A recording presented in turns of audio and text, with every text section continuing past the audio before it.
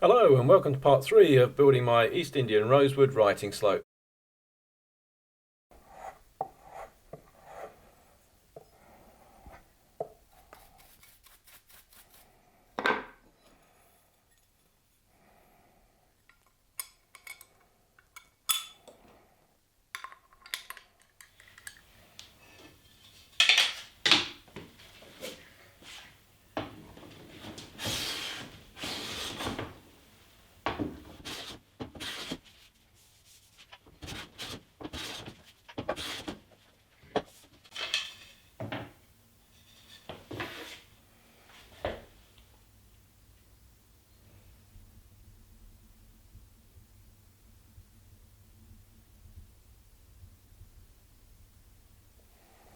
Now that I've got my nice flat side for the outside of the box, I can use that to measure off for the thickness of the walls. So I've set my marking gauge and I'll just mark those in all the way around. So now with my show side, the outside of the box facing the bench, I can then reduce the inside of the box down to the gauge line. So bringing the boards down to the right thickness.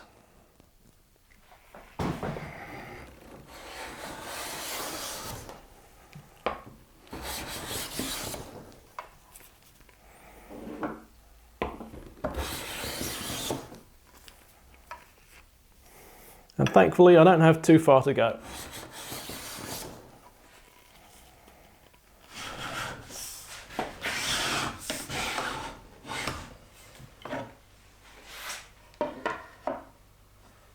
Now I've been marking out on here for the sides and the front and back, and this is how the boards went together.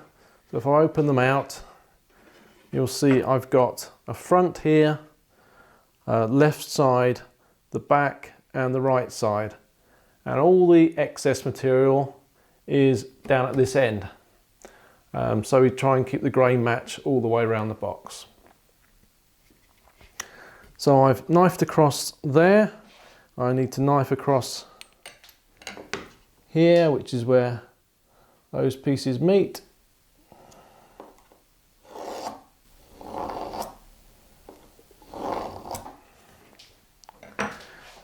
And now I can cut through and make the exact measurements for the width of the sides and of the front and the back, and just trim off. I've squared off at the end here before I measured here. I've got the tiniest fraction just to shoot off the end here. From this one I'll be taking probably about 3.5, 4 inches off that end, and it'll be the same for that side.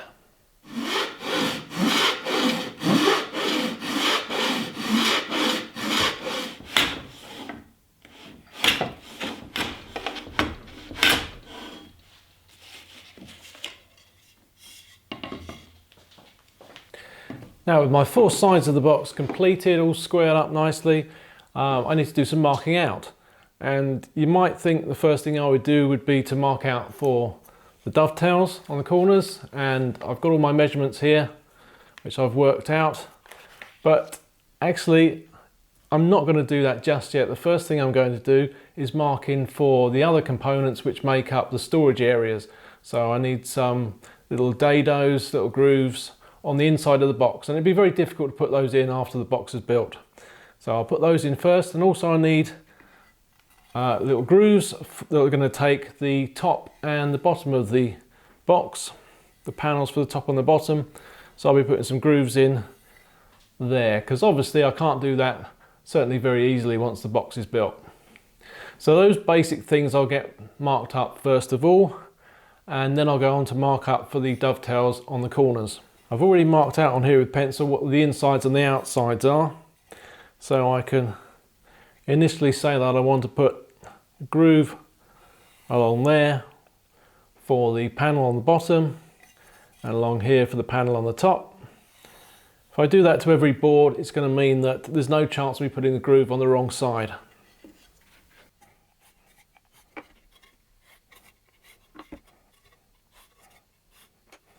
Now I need to refer to the plan for the dados for the little compartments.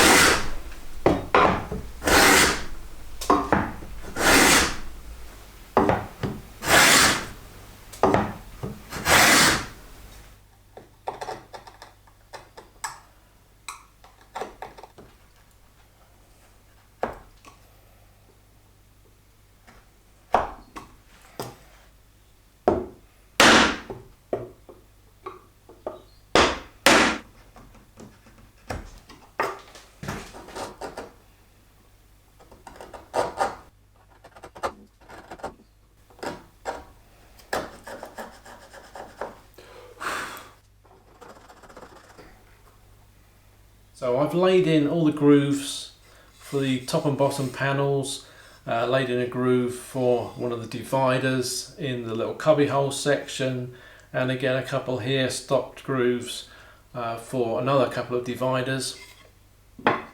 Same sort of thing on the sides as well. And that's just going to make things a lot easier than trying to do those once the box is built. So now comes the point where I need to put the joints in the corners, and we're doing secret miter dovetails.